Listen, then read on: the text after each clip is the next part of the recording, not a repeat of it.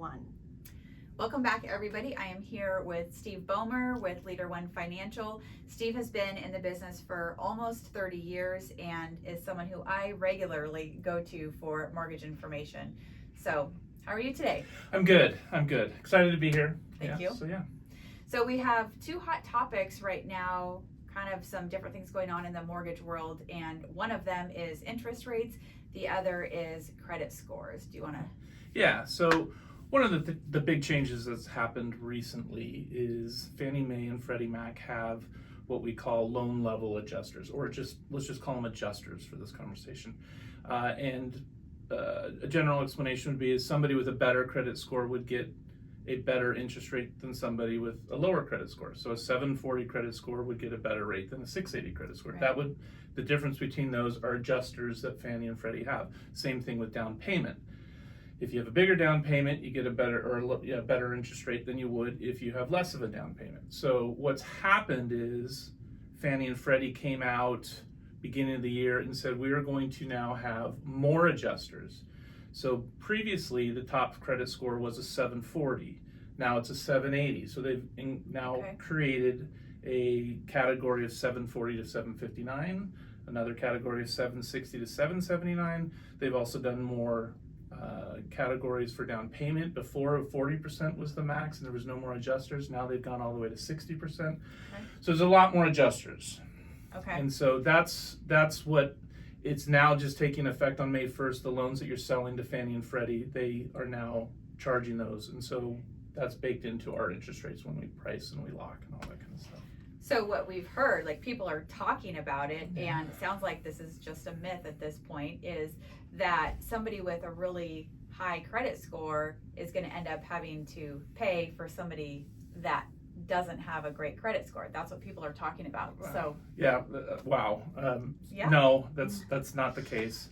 That's good to hear. Yeah. So if you have a 740 and you say, hey, I want, I don't care what my credit score is, and you get a 680, you could pay, I think it's about 1.5 points. So on a $400,000 loan, you'd pay another $6,000 more than you would with a 740 score. So there's no you paying more for the lower level.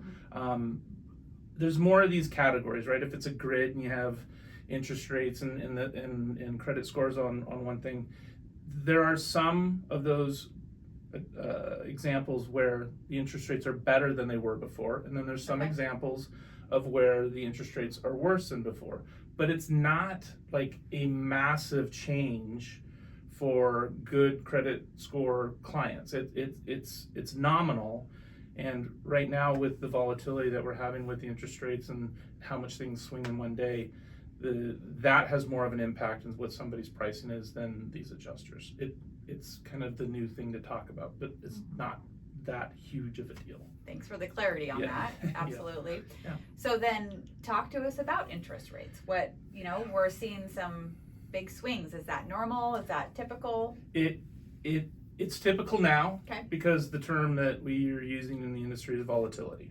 An example was I was giving a presentation on a Thursday and I pulled pricing on a certain scenario, 20% down, $500,000 purchase, $400,000 loan, good credit scores.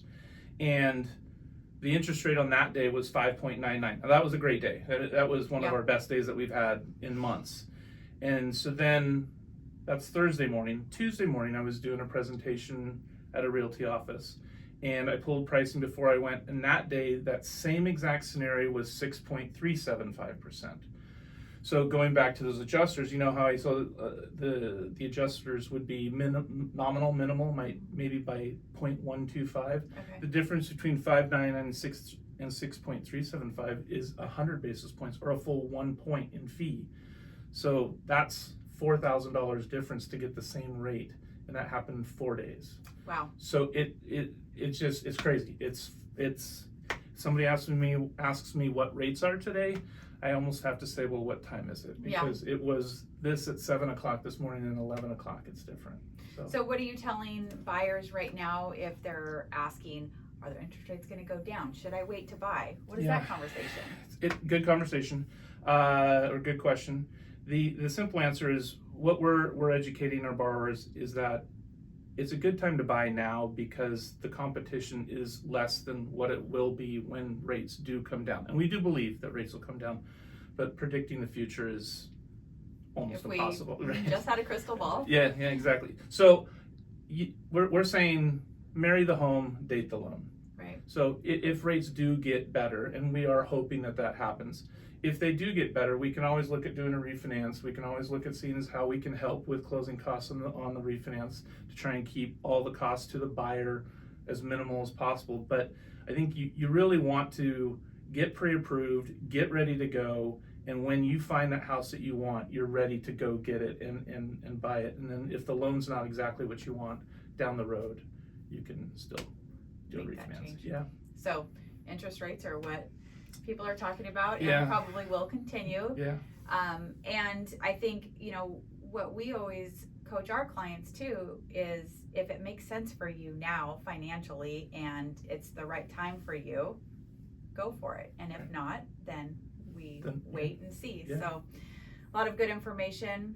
Yeah. And if any of you have questions about what's going on in the interest rate, the credit score conversation, you can ask me, you can ask Steve, and as always, we're here to help. Yeah. Thanks so much.